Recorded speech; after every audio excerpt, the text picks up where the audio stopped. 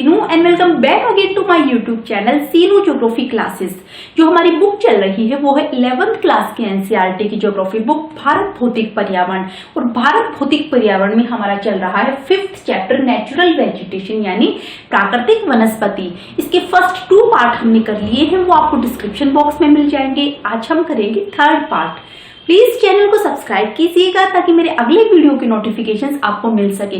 चलिए अपना topic start करते हैं। देखिए नेचुरल वेजिटेशन में हम कर रहे हैं भारत के वन यानी फॉरेस्ट्स ऑफ इंडिया।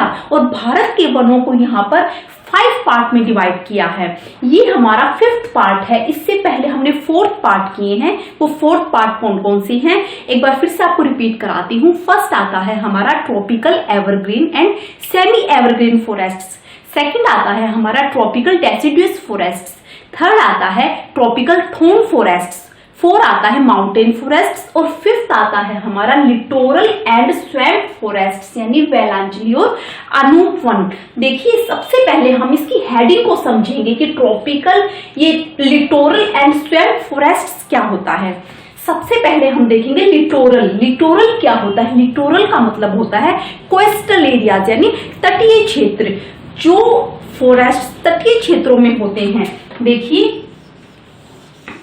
जो फॉरेस्ट इन एरियाज में होती हैं, तटीय क्षेत्रों में होती हैं, उनको बोला जाता है लिटोरल फॉरेस्ट्स। देखिए for example Goa is a littoral state. Goa एक तटीय राज्य है क्योंकि गोवा बिल्कुल कोस्टल लाइन पर सिचुएटेड है, इसीलिए Goa is a littoral state. इसी तरह से जो केरला है, most of part of Kerala is littoral. देखिए जो लिटोरल होता है, जो तटीय होता है, और एंड स्वैम्प। स्वैम्प क्या होता है? दलदलीय। दलदलीय मतलब जिसमें पैर रखते ही पैर नीचे गड़ जाता है। तटीय क्षेत्रों में हो गया। तटीय क्षेत्रों का मतलब है कि जहां पर जमीन और पानी के बीच इंटरेक्शंस होता है, यानी लिटोरल भी है, तटीय भी है, और स्वैम्प यानी दलदलीय भी है। इसका पूरा मतलब क्या है? लिटोरल एंड स्वैम्प फॉरेस्ट मतलब तटीय क्षेत्रों के पास जो वन होते हैं और जो दलदलीय भागों के वन होते हैं उसे बोला जाता है वेलांचली और अनूप वन। देखिए भारत में विभिन्न प्रकार के आर्द्र व अनूप आवास पाए जाते हैं। आर्द्र यानी वेटलैंड्स। वेटलैंड्स क्या होती हैं? वेटलैंड्स होती हैं जहां पर लैंड और वाटर के बीच इंटरेक्शंस पाया जाता है, मतलब जहां पर जो लैंड होती है वो पानी से कवर होती है। An area where water is covering the land, वो जमीन जहां पानी होता है या पानी का वो हिस्सा जहां पर जमीन होती है, मतलब जहां पर जमीन और पानी के बीच इंटरेक्शंस पाया जाता है। मतलब जैसे जमीन यानी पानी के पास या जमीन के पास जहां पर पोन्ड्स पाए जाते हैं, लेक्स पाई जाती है, तो उसको बोला जाता है वेटलैंड्स। यानी जो लैंड वेट होती है मतलब गीली होती है वो होती है वेटलैंड्स। जैसे हमारा सुंदरवन का डेल्टा है। सुंदरवन का डेल्टा क्या है? वहां पर जो जमीन है वो पूरी तरह से पानी से घिरी हुई होती है, क्योंकि जो क्योंकि सुंदरवन का डेल्टाई एरिया हो गया, तो वहां पर जो जमीन है उसको पानी ने चारों तरफ से कवर कर रखा है। तो उस एरिया जो भारत में विभिन्न प्रकार के आर्द्र और अनूप आवास पाए जाते हैं। आवास मतलब वे जो एरियाज होते हैं उसमें क्या है, एनिमल्स भी रहते हैं और जो पेड़ों की स्पीसीज भी पाई जाती हैं, अलग अलग प्रकार के पेड़ पाए जाते हैं। तो लिटोरल एंड स्वैम्प फॉरेस्ट वो होते हैं जो तटीय क्षेत्रों में होते हैं और जो दलदलीय भागों में पाए जाते हैं। उस टाइप के वनों को बोला जाता है लिटोरल एंड स्वैम्प फॉरेस्ट्स। इसके 70% भाग पर चावल की खेती होती है। देखिए जो लिटोरल स्वैम्प फॉरेस्ट होता है, जो वहां का एरिया होता है तटीय क्षेत्र, वहां पर क्या होता है, पानी की मात्रा ज्यादा होती है। तो पानी की मात्रा ज्यादा होती है तो वहां पर क्या है, चावल की खेती यानी पैडी कल्टीवेशन ज्यादा होता है, क्योंकि चावल को उगने के लिए पानी की सबसे ज्यादा जरूरत होती है। तो इन एरियाज में सबसे ज्यादा यानी इन एरियाज के 70% यानी इंडिया की 70% जो पैडी कल्टीवेशन है वो कहां पर होती है? वो littoral and swamp forest areas में होती है। भारत में 39 लाख हेक्टेयर भूमि पर आर्द्र भूमि है। देखिए भारत का जो टोटल एरिया है उसमें लिटोरल एंड स्वैम्प फॉरेस्ट कितने एरियाज पर है? 39 लाख हेक्टेयर भूमि पर है। तो इस तरह से क्या है, भारत की जो 39 लाख हेक्टेयर भूमि है वो है वेटलैंड है यानी आर्द्र भूमि है। नेक्स्ट हम बात करेंगे ओडिशा में चिल्का झील और भरत केवलादेव राष्ट्रीय पार्क अंतरराष्ट्रीय महत्व की आर्द्र भूमियों के अधिवेशन रामसर अधिवेशन के अंतर्गत रक्षित जल कुक्कुट आवास है।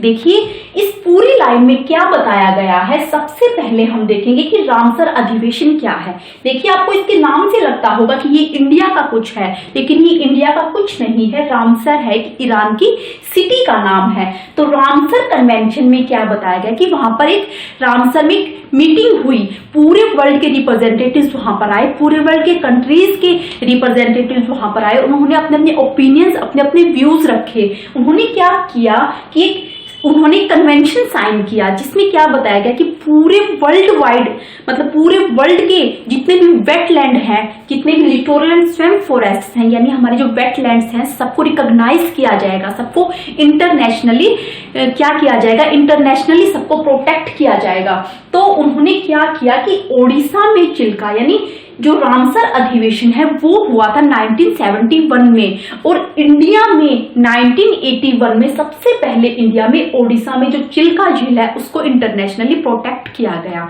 देखिए जो रामसर अधिवेशन है उसमें क्या किया कि वर्ल्ड वाइड एक नेटवर्क बनाया जाएगा रामसर अधिवेशन का, यानी रामसर कन्वेंशन का, और वर्ल्ड वाइड इंटरनेशनली सबको वेटलैंड्स को प्रोटेक्ट किया जाएगा।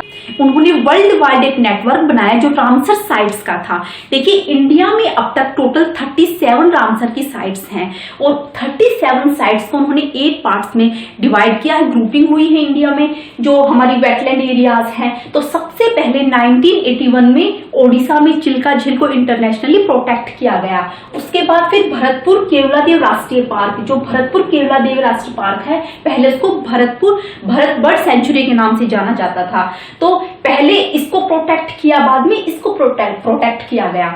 देखिए जो बर्ड्स विंटर सीजन में माइग्रेशन करते हैं, जैसे विंटर सीजन में इन एरियाज में आते हैं, समर सीजन में दूसरे एरियाज में चले जाते हैं, तो उन जो माइग्रेंट जो बर्ड हैं उनको भी प्रोटेक्ट किया गया। और यहाँ पर जो पेड़ों की स्पीसीज है और जो यहाँ पर रहने वाले एनिमल्स हैं, जैसे जो जल कुक्कुट, मतलब जो वाटर के ऊपर फ्लो करते हैं, जैसे स्वान हो गया, डक हो गया, इन सभी बर्ड्स को, एनिमल्स को और यहाँ की वेजिटेशन को मतलब प्रोटेक्ट करने के लिए इंटरनेशनली एक वर्ल्ड वाइड नेटवर्क बनाया गया जिसको रामसर अधिवेशन के नाम से जाना गया।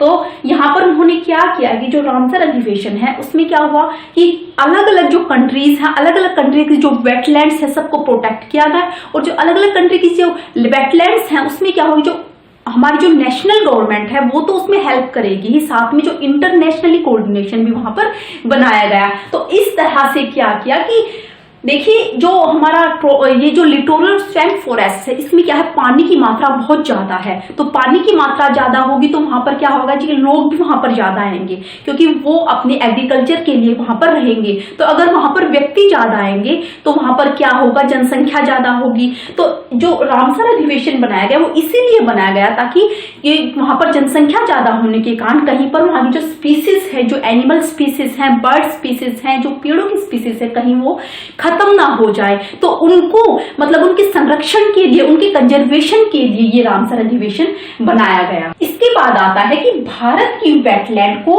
8 भागों में बांटा जाता है। देखिए जो रामसर की साइट के अकॉर्डिंग भारत की वेटलैंड को क्या है, 37 भारत में जो रामसर की साइट्स हैं उनके अकॉर्डिंग भारत की वेटलैंड को उन्होंने कितने पार्ट में ग्रुपिंग की, 8 पार्ट में ग्रुपिंग की। फर्स्ट आता है दक्षिण में दक्कन पठार के जलाशय, यानी जो हमारा पेनिनसुलर एरिया है उधर दक्कन पठार के जलाशय और दक्षिण पश्चिम तटीय क्षेत्र की लैगून और अन्य आर्द्र भूमियां। देखिए ये जो एरिया है वो रामसर साइट्स के अकॉर्डिंग उसके अंडर में है, तो उसके अकॉर्डिंग क्या है, इस एरिया को प्रोटेक्ट किया गया। सेकंड जो एरिया रामसर साइट्स के अकॉर्डिंग प्रोटेक्ट किया वो है राजस्थान, गुजरात और कच्छ की खारे पानी वाली भूमियां। देखिए इस तरह से भारत की जो वेटलैंड है उसको 8 पार्ट में डिवाइड किया है। 2 पार्ट ये हैं, दूसरा हमारा है राजस्थान, गुजरात और कच्छ की खारे पानी वाली भूमियां। थर्ड आती है हमारी गुजरात राजस्थान से पूर्व केवलादेव राष्ट्रीय पार्क और मध्य प्रदेश की ताजा जल वाली झीलें और जलाशय। देखिए जो केवलादेव राष्ट्रीय पार्क है वो है राजस्थान और मध्य प्रदेश के बॉर्डर पर। तो इस तरह से ये वाला जो एरिया है वो भी वेटलैंड में इंक्लूड किया जाता है। फोर्थ आता है भारत के पूर्वी तट पर डेल्टाई आर्द्र भूमि और लैगून। इसके बाद आता है गंगा के मैदान में ताजा जल वाले कच्छ क्षेत्र। देखिए जो गंगा का मैदान है हमारा, वहां पर भाबर बेल्ट से नीचे जो तराई वाला क्षेत्र है, वहां पर क्या होती है, तराई वाले क्षेत्र में जो स्ट्रीम्स रीअपियर होती हैं, तो वहां पर क्या है, सारा जो क्षेत्र है वो दलदली होता है, इसीलिए उसको भी वेटलैंड में इंक्लूड किया जाता है। 6th आता है ब्रह्मपुत्र घाटी में बाढ़ के मैदान और उत्तर पूर्वी भारत और हिमालय के गिरिपद में, यानी हिमालय के फुटहिल्स में कच्छ और अनूप क्षेत्र, मतलब जो दलदलीय क्षेत्र हैं। कश्मीर और लद्दाख की पर्वतीय झीलें और नदियां। देखिए जो कश्मीर और लद्दाख में जो झीलें हैं, वहां का भी क्षेत्र है जो दलदली होता है, तो उसको भी वेटलैंड में इंक्लूड किया गया है, और वहां की नदियां। और लास्ट हमारा आता है अंडमान निकोबार द्वीप समूह के चापों के मैंग्रोव वन। देखिए जो मैंग्रोव वन है वो पाए जाते हैं हमारे लिटोरल स्वैम्प फॉरेस्ट। देखिए इससे पहले हमने देखा था कि भारत की जो वेटलैंड है उसको 8 पार्ट में डिवाइड किया गया है। उसके बाद आता है कि मैंग्रोव। देखिए जो हमारी वेटलैंड है, जो लिटोरल स्वैम्प फॉरेस्ट है, उसमें सबसे मेन जो आता है वो होता है मैंग्रोव। जो मैंग्रोव वन होते हैं, मैंग्रोव वन हमेशा जो है दलदलीय भागों में उगते हैं, यानी लिटोरल और स्वैम्प फॉरेस्ट में उगते हैं। मैंग्रोव जो होता है वो लवण, कच्छ, ज्वारी, संकरी, खाड़ी, पंक मैदानों और ज्वारंदमुख के दक्षिणी यानी तटीय भागों में उगते हैं। देखिए जो मैंग्रोव वन होते हैं वो समुद्र के, मतलब उनकी जो जड़ें होती हैं वो आधी पानी में डूबी हुई होती है, आधी पानी से बाहर होती हैं। देखिए जो मैंग्रोव वन होते हैं वो इस तरह से होते हैं, इस तरह से उनकी जो जड़ें हैं वो एक दूसरे से गुथी हुई होती हैं। तो जो मैंग्रोव वन होते हैं वो नमकीन पानी में होते हैं, मतलब उसको उसमें लवण ग्रहण करने की अक्षमता होती है। जवारे संकरी, मतलब जवारे संकरी का मतलब है कि जो समुद्र के पास जो डेल्टा होता है, डेल्टा अपना जो माउथ होता है, जो मुंह होता है पूरा खोल देता है, उसको बोला जाता है ज्वारी संकरी, मतलब बिल्कुल समुद्र के पास जब नदी समुद्र में मिलती है। पंक मैदान, और पंक मैदान होते हैं कि पहले मिट्टी होती है उसके बाद समुद्र शुरू हो जाता है, तो उस मैदान को बोला जाता है पंक मैदान। और ज्वारंदमुख के तटीय भागों में उगते हैं। देखिए जो मैंग्रोव वन होते हैं वो वहां की, यहाँ के बिल्कुल खास वन होते हैं। इनमें से बहुत से लवण से न प्रभावित होने वाले पेड़ पौधे हैं। देखिए इनमें से बहुत से पेड़ ऐसे होते हैं जो समुद्र के खारा पानी, जो कि समुद्र का पानी नमकीन होता है, खारा होता है, उस खारे पानी का, उस लवण का उन पेड़ पौधों पर कोई असर नहीं पड़ता और वो उसी लवण नमकीन वाले पानी में उगते हैं, फ्लरिश होते हैं।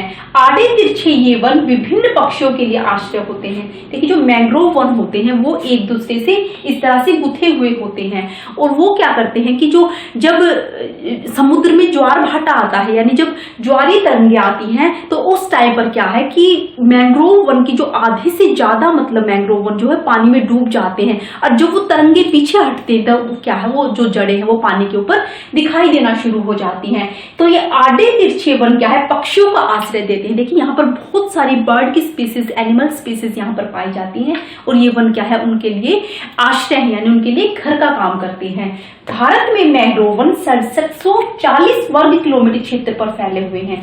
जो ये लिटोरल स्वैम्प फॉरेस्ट में जो मैंग्रोव वन है वो भारत के 6740 वर्ग किलोमीटर क्षेत्र पर फैले हुए, जो वर्ल्ड का कितना परसेंट है, वर्ल्ड का है 7%। तो ये अंडमान निकोबार द्वीप समूह और पश्चिमी बंगाल के सुंदरवन डेल्टा में विकसित है। सबसे ज्यादा मैंग्रोव वन कहाँ पाए जाते हैं, अंडमान निकोबार द्वीप समूह पर, यानी अंडमान निकोबार आइलैंड पर, और पश्चिमी बंगाल में जो सुंदरवन का डेल्टा है। देखिए सुंदरवन का डेल्टा, इसका सुंदरवन का डेल्टा नाम क्यों रखा गया, क्योंकि यहाँ पर एक सुंदरी नाम का पेड़ है, उसी के नाम पर इस वन का नाम सुंदरवन का डेल्टा रखा गया। और इसके अलावा ये महानदी, गोदावरी, कृष्णा, कावेरी नदियों के डेल्टाई भागों में पाए जाते हैं। देखिए ये जो मैंग्रोव वन है ये क्या है, सुनामी से और जो समुद्र की बड़ी बड़ी लहरें उठती हैं उनसे जो तटीय भागों में रहने वाले जो व्यक्ति हैं उनकी रक्षा करती है। देखिए जो 2004 में सुनामी आई थी अंडमान निकोबार द्वीप समूह में, उसमें क्या हुआ कि जो ये जो मैंग्रोव वन है, जो चारों तरफ से जो मैंग्रोव वन है, उन्होंने वहां की ट्राइब कम्युनिटीज को बचा लिया था, क्योंकि जो ये एक दूसरे से ऐसे गुथे हुए होते हैं कि जो पानी को, जब पानी इनकी तरफ आता है तो पानी को वापस पीछे धकेल देते हैं। तो इस तरह से मैंग्रोव वन सुनामी को काफी हद तक कंट्रोल करते हैं। तो इस तरह से जो मैंग्रोव वन भारत के लिए बहुत बड़ा रोल प्ले करते हैं, भारत की हेल्प करने के लिए। और इसके अलावा ये जो नदी हैं, ये महानदी गोदावरी कृष्णा कावेरी। देखिए महानदी गोदावरी और जो कृष्णा नदियां हैं वहां पर भी मैंग्रोव वन पाए जाते हैं, लेकिन वहां की जो जनसंख्या है, जो वहां के व्यक्ति है, उन्होंने क्या किया कि इन मैंग्रोव वनों को काटना शुरू कर दिया, क्योंकि उन्होंने सोचा कि जहां मैंग्रोव वन होते हैं वहां की जो सोइल होते हैं वो मोस्ट टाइम फर्टाइल पाई जाती है। तो उन्होंने क्या किया कि मैंग्रोव वन को काटकर वहां पर एग्रीकल्चर शुरू करना सोचा। तो इस तरह से क्या है कि मैंग्रोव वन का जो रोल है वो बहुत बड़ा रोल है, इसीलिए मैंग्रोव वन का कंजर्वेशन होना बहुत जरूरी है। इसीलिए क्या है, जो महानदी गोदावरी कृष्णा नदियां है वहां पर मैंग्रोव वन को काटा जा रहा है ताकि वहां पर एग्रीकल्चर हो सके, कल्टीवेशन हो सके। तो इस तरह से क्या है, ये जो मैंग्रोव वन है सबसे पहले इसकी इंपॉर्टेंस है कि ये सुनामी से इंडिया की रक्षा करते हैं। और अंडमान निकोबार द्वीप समूह में भी क्या है, जब सुनामी आते हैं तो मैंग्रोव वन ही वहां की ट्राइब कम्युनिटीज को बचाते हैं। तो इस तरह से यहाँ पर हमारे जो नेचुरल वेजिटेशन में भारत के वनों को 5 पार्ट में डिवाइड किया था, यहाँ पर हमारे 5 पार्ट कंप्लीट होते हैं। इससे आगे हम पढ़ेंगे नेक्स्ट पार्ट में। आज के लिए बस इतना ही। आई होप इतना टॉपिक आपको क्लियर हुआ होगा। मिलते हैं अगली वीडियो के साथ। Thanks for watching and good bye.